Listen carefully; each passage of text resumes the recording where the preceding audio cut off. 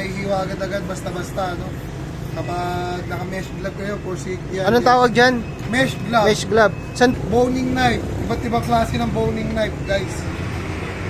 So, itong dalawa, master grip to, guys, no? Ito, medyo maiksi. 4 inches yata to. Ito, 5 inches, 5 inches. Tapos, ito naman, 6 inches. So ay magandang gabi mga idol. Nandito ako ngayon sa tindahan ni Kim Jo dito sa May Domsa sa kanyang meat shop. At yun, napatambay tayo dahil nag-aantay-antay tayo ng book sa delivery. At yun, kinausap ko siya. Baka pwede niyang ipakita sa atin yung mga ginagamit niyang kutsilyo sa pagbo-butcher at sa pagtuturo sa mga training niya dito sa kanyang meat shop. So ayun, piniprepare na ni Boss Kim yung kanyang mga gamit pang butcher at papaliwanag niya sa atin kung saan ginagamit yung mga kutsilyong yun. Kung sarap, puntahan natin si Boss Kim dito. Ito na yung mga ginagamit na kutsilyo sa pagde-debone. So ayun, kasama natin si Boss Kim. Ayan, paliwanag mo kayo sa isa, boss, yung mga ginagamit nating pang debone. Ayan, mag-start muna tayo dito, Boss Kim. Para saan ba ginagamit tong gloves na to? For safety to, pag magde-deboning tayo, no? Para di tayo mahihiwa. Yan, guys, so hindi kayo mahihiwa agad-agad basta-basta, no? Kapag naka-mesh glove kayo, for safety yan. Anong tawag dyan? Mesh glove. Mesh glove. San? Sponsor lang sa atin to na isa natin kumpare kaibigan. Talaga namang napakaganda nito, guys. Yan, so, dito lang kayo magagamit yan.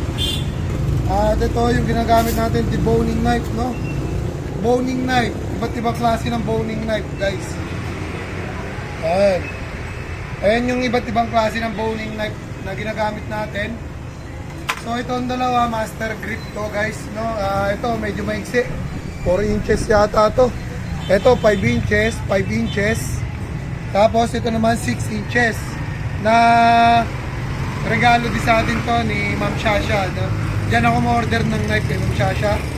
Ito, regalo sa atin ng Master Butcher na pumasyal sa atin. Umuwi din, galing abroad. At ito, galing din Canada na bigay rin sa atin ng isang sponsor sa atin, ano? Ito naman mga knife na to, mga local knife lang to, guys, no? Ginagamit namin to for steak knife. Pag gagawa kami ng pang morcon, ganyan. Ginagamit namin to, pantapa. Ganun din to, guys, no? Ito, all around naman to, pang adobo, minuto, kaldereta. Basta naman, pwede nyo iwain dito, guys, no? Yan, ayun yung ginagamit namin kapag patinda namin. So ito, ginagamit natin tong meat cleaver. Meat cleaver, ginagamit natin to pang buto, no? Kasi wala tayong machine. Yung machine kasi pagka kadalasan ginagamit to pag baka. Kasi masyado matigas yung buto ng baka, no? Banso naman tawag doon, guys. So itong isa pa, meat cleaver naman, ginagamit naman natin to sa manok. Pag mag-chop tayo ng manok, pwede rin to sa buto-buto, guys. Matibay din yung talim nito, no? Okay na okay din to. Ito naman, sharpening steel, guys, no? Na regalo rin sa atin ng isa nating kaibigan. Lagi tumatawag ng exciting part. Kasi si Sir Calvin Ferrer. Maraming salamat sa steel, pare.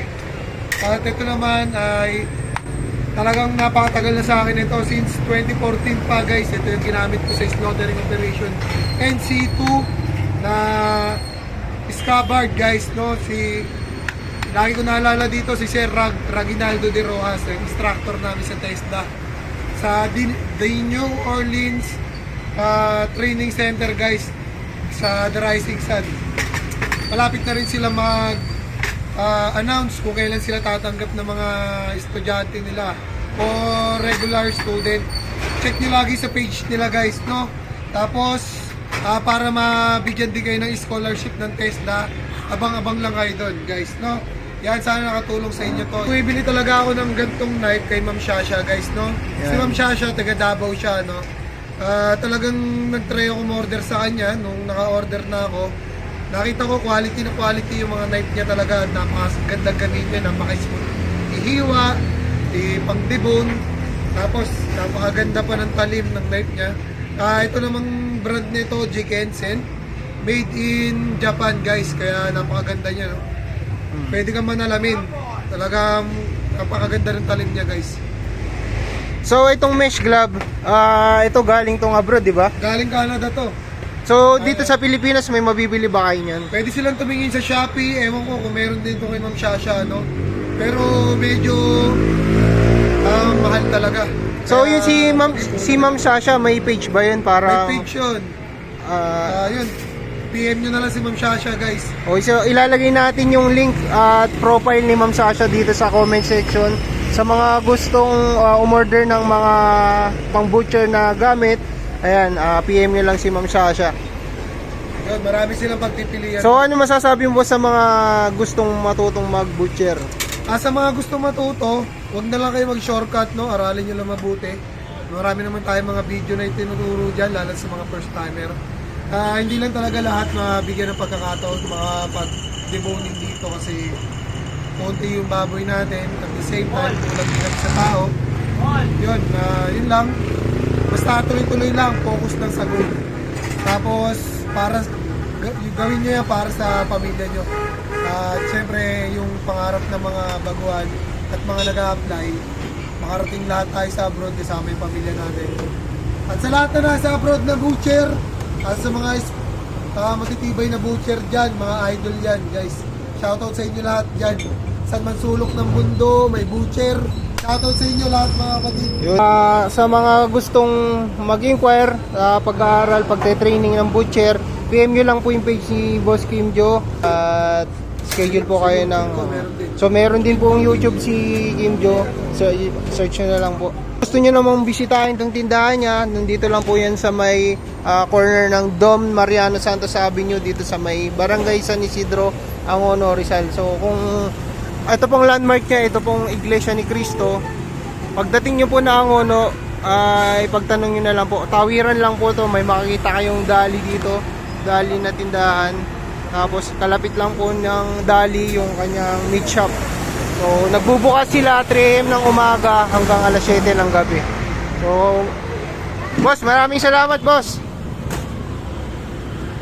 Maraming salamat. Yun. Maraming salamat. Thank you. Thank you.